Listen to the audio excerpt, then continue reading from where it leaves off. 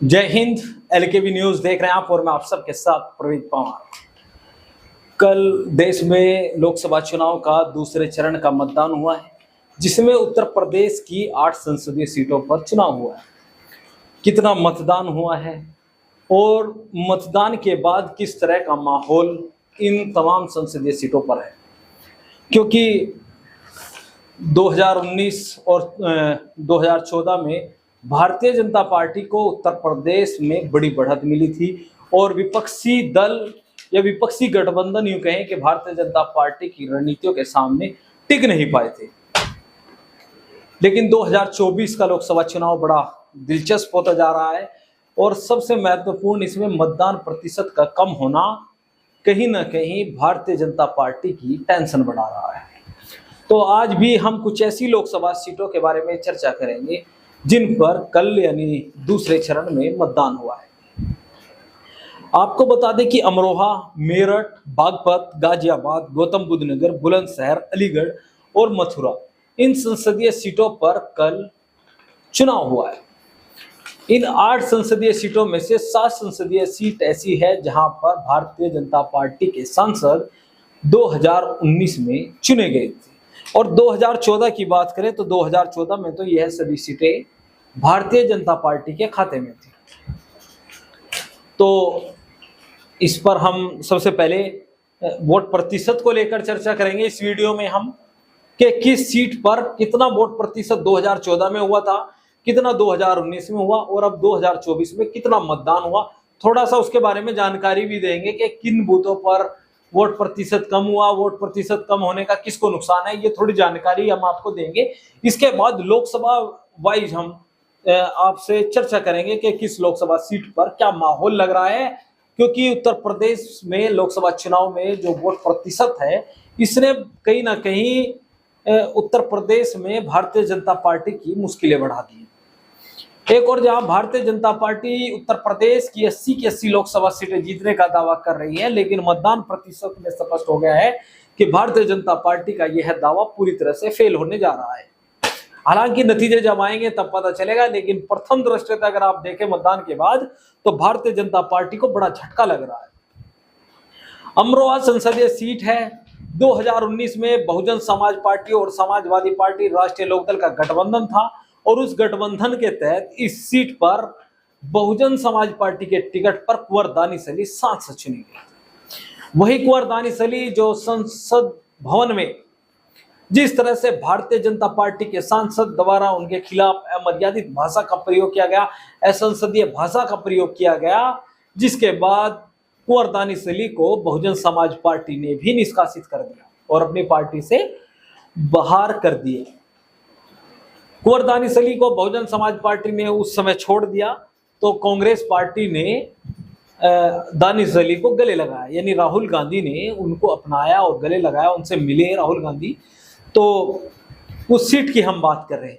Amroha Lok Sabha seat पर 2014 में अगर हम बात करें तो यहाँ पर जो चुनाव हुआ था उसमें जो मतदान प्रतिशत रहा था वो लगभग 71% रहा था, यानी 70.96% मतदाताओं ने अमरोहा लोकसभा सीट पर अपने मत का प्रयोग किया था। 2019 में यह मत प्रतिशत बढ़ा और 71.05% वोटरों ने अपने मत का इस्तेमाल, यानी कुछ पॉइंट बढ़े, कुछ पॉइंट 0.0 कुछ पॉइंट बढ़े थे परसेंटेज 2014 और 19, यानी दोनों में समान रहा था। लेकिन बहुजन समाज पार्टी और समाजवादी पार्टी का वोट बैंक एक जगह इकट्ठा हो गया, जिसके चलते दानिश अली यहां से चुनाव जीते थे। लेकिन 2024 में इस लोकसभा सीट पर मात्र 64.02% मतदान होने की सूचना मिली है। अब 64% मतदान हुआ है, यानी 7% कम हुआ है। 2019 के मुकाबले 2024 में 7% मतदान अकेली अमरोहा संसदीय सीट पर हुआ है कम।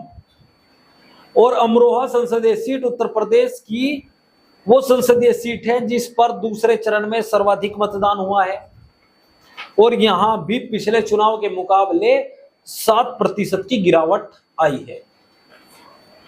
अब यहां हम प्रत्याशियों को लेकर चर्चा कर लेते हैं। बहुजन समाज पार्टी ने मुजाहिद अली को उम्मीदवार बनाया था। कांग्रेस सपा का गठबंधन है, कांग्रेस के उम्मीदवार थे दानिश अली, सांसद दानिश अली। भारतीय जनता पार्टी ने गुर्जर समाज से ताल्लुक रखने वाले अपने पूर्व सांसद कंवर सिंह तंवर को चुनावी मैदान में उतारा था। अंतिम समय जो रिपोर्ट हमारे पास आई है, हमने भी कुछ जानकारी जुटाई है, तो मिली जानकारी के अनुसार मुस्लिम बाहुल्य बूथ पर औसतन मतदान से 10% अधिक तक मतदान हुआ है। यानी जो औसत प्रतिशत मतदान है वो 64% है और अकेले मुस्लिम बाहुल्यों में 10% अधिक मतदान हुआ है। और यह भी जानकारी मिल रही है कि मतदान भी एक तरफा हुआ है।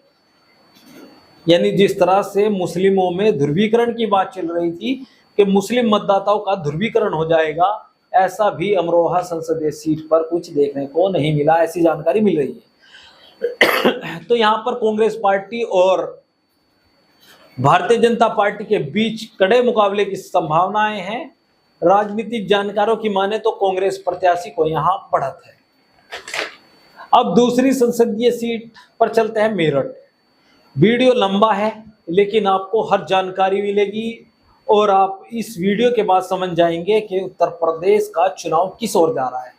चैनल अगर आपने अभी तक सब्सक्राइब नहीं किया तो चैनल को जरूर सब्सक्राइब कर ले, क्योंकि हम बड़ी मेहनत से ये वीडियो बनाते हैं और तमाम अपडेट हम आप तक पहुंचाते हैं। तो इसके लिए आप चैनल को जरूर सब्सक्राइब कर ले। मेरठ लोकसभा, राजेंद्र अग्रवाल, जो कभी कभी आपको स्पीकर की कुर्सी पर भी सदन में देखे होंगे, राजेंद्र अग्रवाल मेरठ संसदीय सीट से सांसद, इस बार उनका टिकट काटा गया। अरुण गोविल भारतीय जनता पार्टी के उम्मीदवार हैं और बहुजन समाज पार्टी ने त्यागी समाज के देवव्रत त्यागी को यहां से उम्मीदवार बनाया। पश्चिम उत्तर प्रदेश में त्यागी समाज में बड़ी नाराजगी भारतीय जनता पार्टी के प्रति देखी जा रही है। उसमें चाहे आप मुजफ्फरनगर लोकसभा देख लीजिए, बिजनौर लोकसभा देख लीजिए, इन तमाम सीटों पर भारतीय जनता पार्टी के खिलाफ त्यागी समाज ने अपने निर्दलीय उम्मीदवार उतारे हैं। तो देवव्रत त्यागी यहां बहुजन समाज पार्टी के उम्मीदवार थे और समाजवादी पार्टी और कांग्रेस गठबंधन से सपा की उम्मीदवार जो थी वो थी सुनीता वर्मा। सुनीता वर्मा पूर्व मेयर हैं, मेरठ की मेयर रही है बहुजन समाज पार्टी से। इसके अलावा इनके पति जो हैं योगेश वर्मा मेरठ जनपद की हस्तिनापुर विधानसभा सीट से विधायक रहे हैं और ये हस्तिनापुर विधानसभा बिजनौर लोकसभा सीट के अंतर्गत आती है। अरुण गोविल सभी जानते हैं, मुंबई से लाए गए उम्मीदवार हैं, राम का किरदार करते थे। तो अरुण गोविल और सुनीता वर्मा के बीच यहाँ कड़े मुकाबले की संभावनाएं हैं। जैसी जानकारी मिल रही है, मुस्लिमों की लामबंदी और दलितों का भी इनके पक्ष में लामबंद होना और ओबीसी वर्ग की ऐसी जातियां जिनकी संख्या कम है वो भी कहीं ना कहीं बट कर गई हैं। कुछ भारतीय जनता पार्टी के साथ चली गई तो कुछ बसपा के साथ चली गई, तो कुछ समाजवादी पार्टी के साथ चली गई। यानी उनका जो जिनकी संख्या बहुत कम है, जैसे सैनी, पाल, प्रजापति, इन तमाम जातियों में भी ध्रुवीकरण की खबरें मिल रही हैं। तो मेरठ संसदीय सीट पर सपा को बढ़त बताई जा रही है और अरुण गोविल से उनका मुकाबला बताया जा रहा है। मत प्रतिशत को लेकर भी हम थोड़ा सा आपसे बता दें कि 2019 और 14 के मुकाबले क्या मत प्रतिशत रहा है मेरठ का। मेरठ में 2014 में 63.10% मतदाताओं ने अपने मत का प्रयोग किया था। 63.10% मतदाताओं ने 2014 में मेरठ संसदीय सीट पर अपने मत का प्रयोग किया था। इसके बाद 2019 में यह 1% से अधिक बढ़ा और 64.29% मतदाताओं ने अपने मत का प्रयोग मेरठ संसदीय सीट पर किया। लेकिन इस बार बड़ी गिरावट इस संसदीय सीट पर भी वोटिंग परसेंटेज में आई है और वोटिंग परसेंटेज मात्र हुई है 58.70, यानी लगभग 6% मतदान कम हुआ है।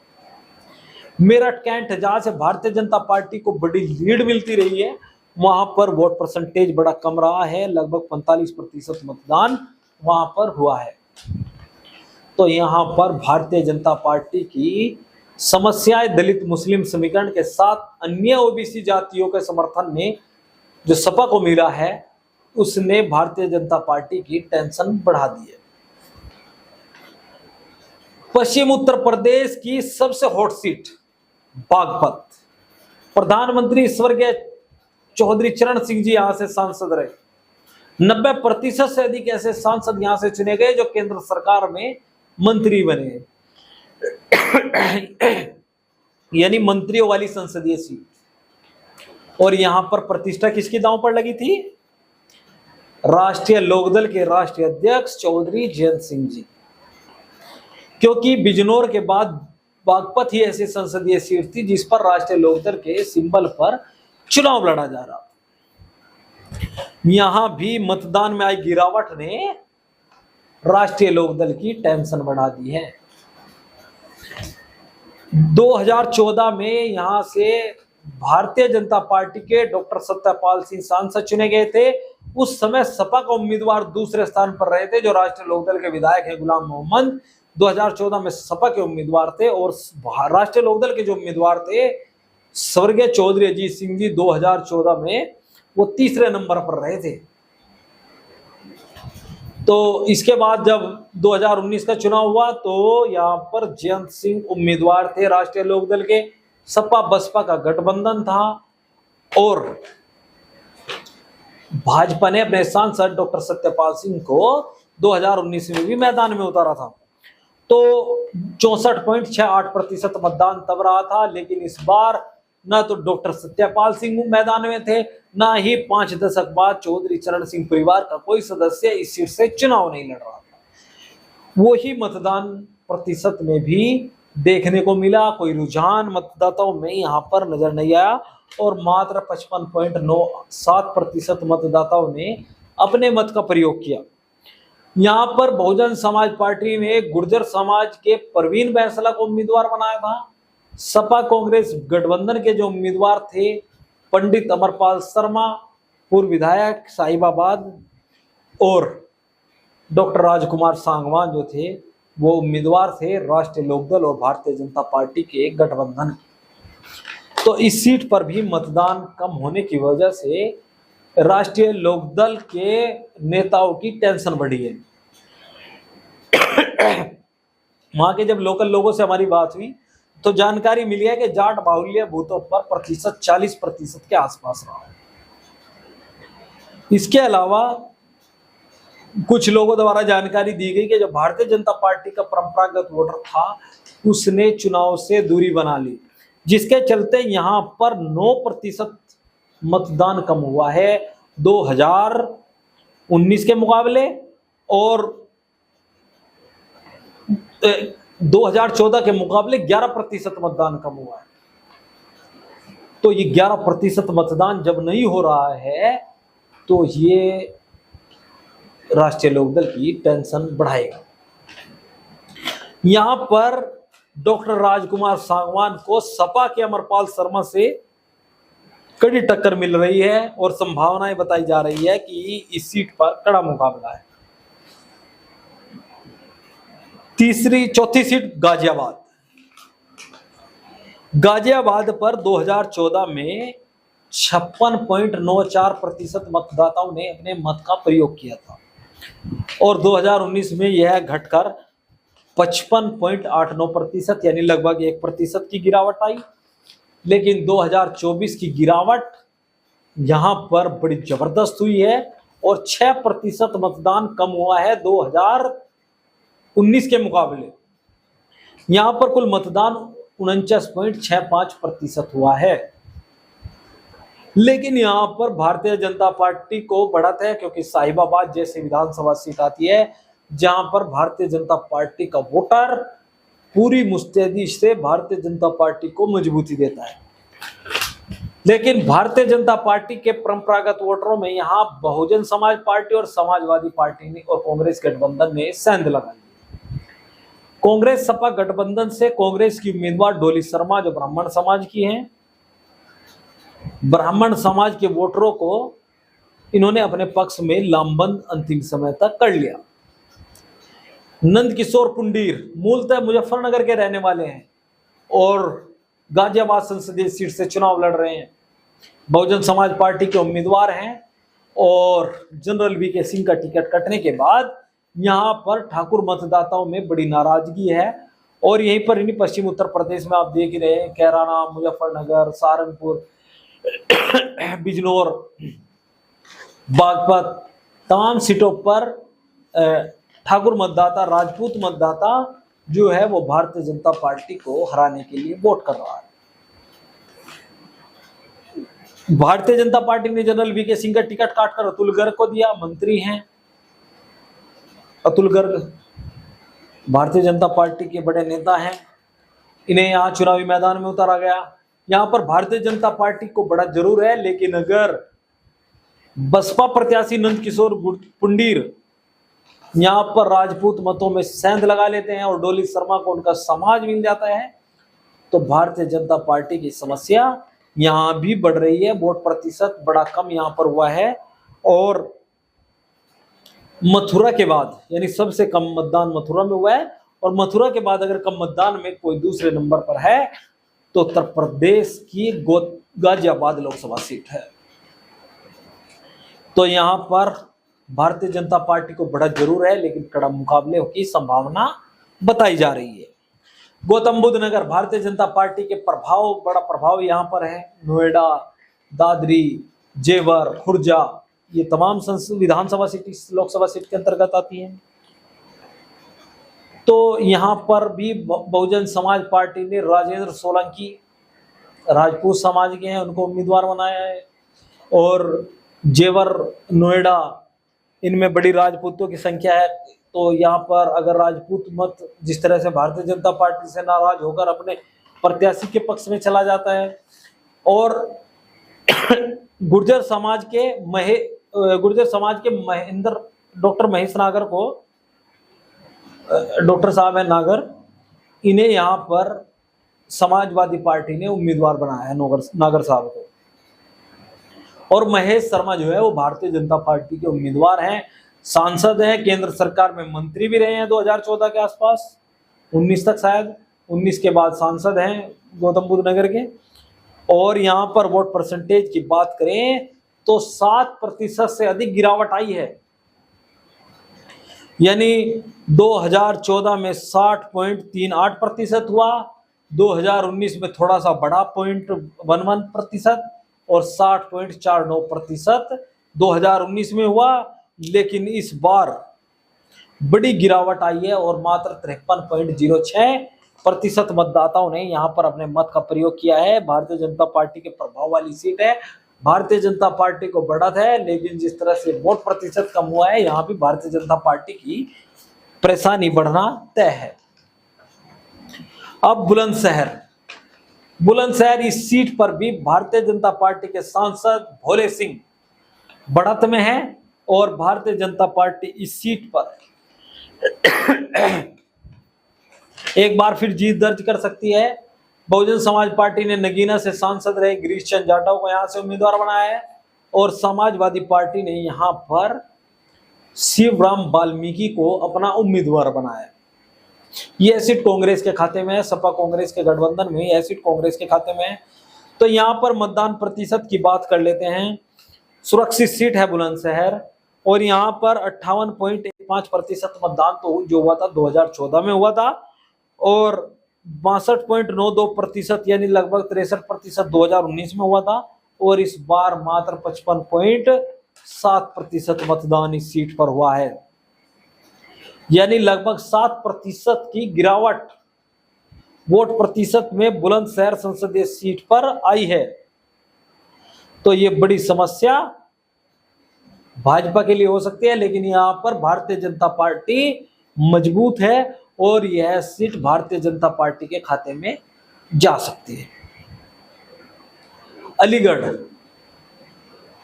अलीगढ़ पर समाजवादी पार्टी के उम्मीदवार चौधरी विजेंद्र सिंह जो हैं और सांसद भारतीय जनता पार्टी से जो गौतम है, सतीश गौतम जी, उनको ही उम्मीदवार बनाया है। बहुजन समाज पार्टी ने भी ब्राह्मण समाज का उम्मीदवार इस बार यहाँ उतारा है।